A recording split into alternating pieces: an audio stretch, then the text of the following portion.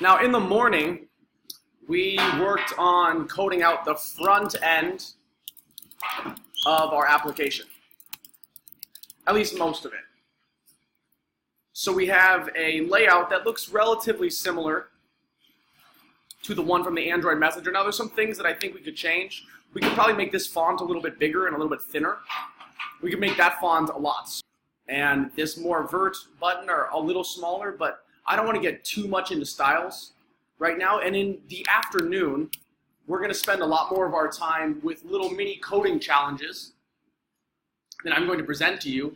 And then we are going to actually code out the solutions to those challenges as we go along. So I'm going to give you guys little challenges. You're going to play around, see if you can find the answer to it, code out the answer, and then we're going to talk through the answers as I code out the solution. Is that cool with everyone? Yes. Yes. Amazing. Yes, indeed. And so I'm feeling pretty good about this for the most part, but I want to start off with a little mini coding challenge so we get the hang of like what it is we're actually going to be doing and why we'll need a database in the first place.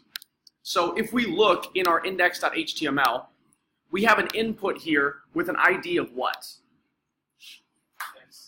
Text input. And we also have an ID of send button. We see both of those things?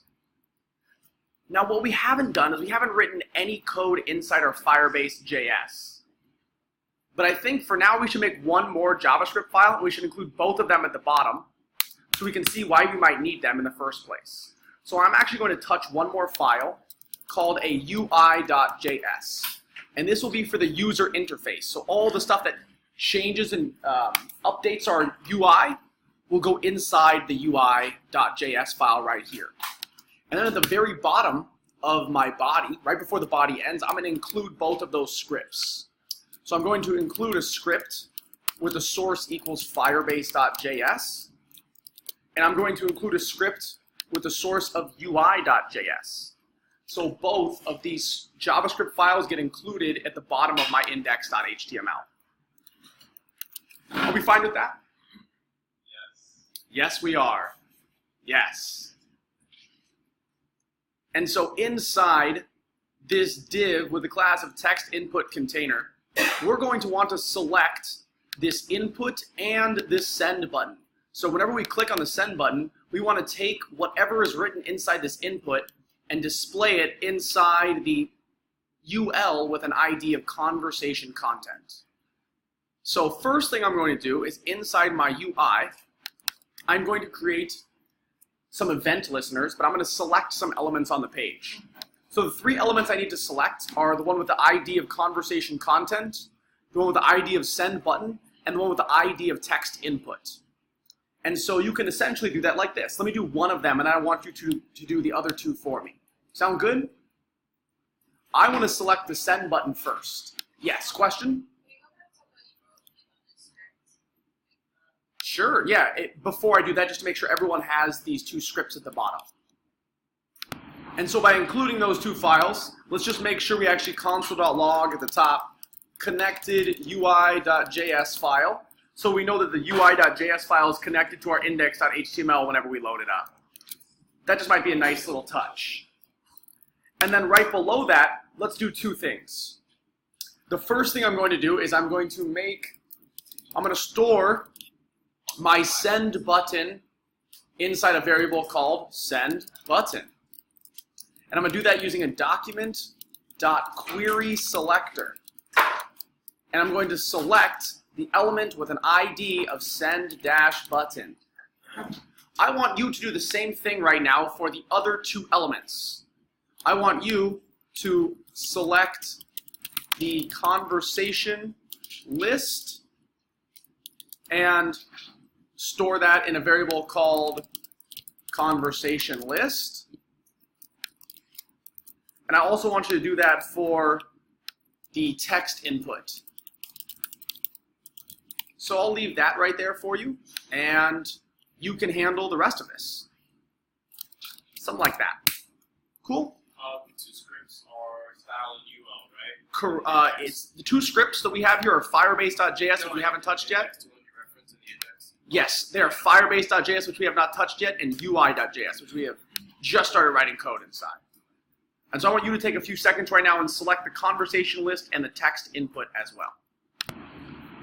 Now, when we add console.log to our file, as soon as the code is loaded, which ends up being right here on line 54, so it'll load and render all of the HTML, all of the CSS, and then both of these scripts will load one after another.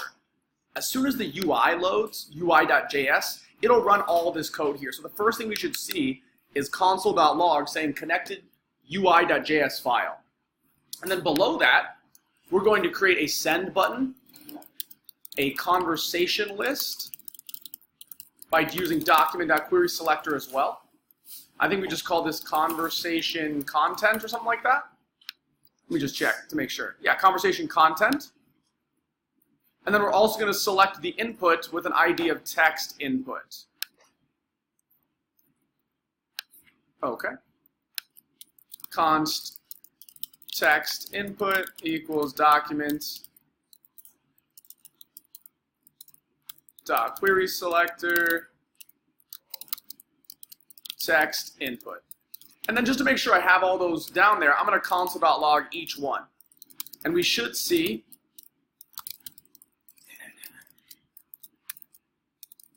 that if we console.log each one is just in succession, we should see them appear, and when we hover over them, we'll notice them highlighted on our page. So I'm going to refresh this, and I'm going to inspect element, and we're going to take a look at this. So I'm going to pop this into the bottom browser. Okay, there we go. And I'm going to go to my console, and I should see 4 things highlighted. I have my connected to UI.js file, and I have an anchor tag highlighted, which is actually that button right there, the send button, which if we look, that's the first thing we console.log, correct? The send button, the conversation list, and the text input. And so when we look at each one, we should see the text input, the send button, the conversation list, and the text input. And so we have all 3 of those elements selected there. You see that? By storing all of those in variables, we can now use JavaScript to allow us to interact with this application and do fun new things with it. Are you ready? Let's do a couple things here. I'm going to give you another challenge really quickly. The next challenge, and I actually don't think, well, I'll leave these here for now. The next challenge is I want you to take the send button and I want you to attach an event listener to the send button. And let's call it a for all clicks. When a user clicks the send button, a message should be added to the conversation list, or let's add a list item. A list item should be added to the conversation list with a message inside it that is the same as whatever is inside the text input. Now, you don't have to type that. This is just what I want you to do. So spend a few minutes right now and see if you can answer this little challenge right here. I want you to do it in groups of 2 or 3. So whoever is on your side of the table, I want you to pair up, triple up, whatever it is, and I want to see if you can all solve this together. Take about 3 or 4 minutes, 5 minutes, maybe if you need more time, let me know, and see if you can get this going. Any questions before we get started with this little challenge? Yes, question? Cool. I'll help you with that right now, but everyone else, let's go ahead and get started. Now, a lot of you had the answer, which is lovely. And the first thing you're going to have to do is attach an event listener to the send button HTML element by typing in send button.add event listener. And we want to listen in for any clicks.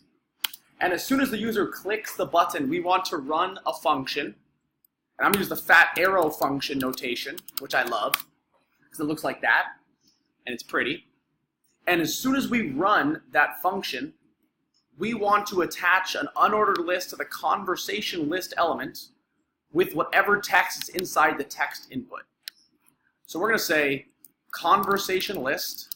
Oh, and I'm going to set all my spaces to 2 because I can't stand 4 spaces. Sorry, just a preference. Conversation list dot inner HTML. And I saw 2 ways to do this. I'm going to show you the first way, we're just saying equals, and I'm going to use these little backticks up top. They are right above the tab key on a Mac. Backticks just make it easy to interpolate variables inside of your strings. So I can just write something like this, and then put... I don't need a div class for this? You do not need a div class. We're just going to put in a list item. Because if you look at the conversation list itself, it's actually an unordered list. So by adding list items to it, it already knows how to handle those. And so we want to put something in there, a variable like value. But I don't have a variable called value yet. So I'm going to say let value equals the text input dot value. Now why would I do that? Well, if you look inside our console here, this text input, I can write some text in here. And then if I say text input dot value, I get whatever text is written inside of my input. And if I delete it and I do it again, text input dot value holds whatever is written inside the input. And so by grabbing that and storing it in a variable, I can then put that value inside my list item. And so if I do it like this, and I save and refresh, and I'm actually just going to do it in another window, because it might be a little bit easier. If I write hello, it now adds hello right up there, or yes, or sure. But notice that it doesn't add any new HTML elements there, it just replaces the old one. So it's probably better to use, and I saw a bunch of you do this, to use plus equals. Conversation list.innerHTML plus equals the list item with value inside it. Now we can add styles to that if we want by saying like class equals something, put something in there, and we'll do that later. But for the time being, we don't need to. We'll just sit here and say, cool, this is nice. And now I can actually start to add as many messages as I want to my board. So I can say like, hey, and I hit enter. But notice how the text down there doesn't go away? But if I do type in hi, now there's another one. Yo, what's cracking? Oh, I spelled cracking wrong. Oh, let's go with what's cracking. Yeah, I like that. There we go. What's cracking? Lovely. Now, the problem with this is that A, this doesn't delete after I hit enter, right? To change that, that's actually a really easy change. You just say text input.value is equal to an empty string. But the other thing you should notice is that as soon as it refreshes, the whole conversation goes away. Where'd our convo go? Bing, but now that's gone, right? Don't know. Maybe we need a database. Ding. We need a database. And this is why I think it's really important. Because if we hit refresh right now, that conversation is gone and we never get it back. Right? Now, would you ever use an application where your conversation is gone and you could never get it back? I'm going to guess the answer to that question. Yes. Really? Snapchat. Y'all are some easy people. I guess Snapchat is literally that. Yes. Wow. No, that's actually a great point. The fact that that application is useful for people. It's like, you know what I want? I want to forget what we talked about at least 30 minutes after. Like if someone sends you a snap, you have to respond back right away.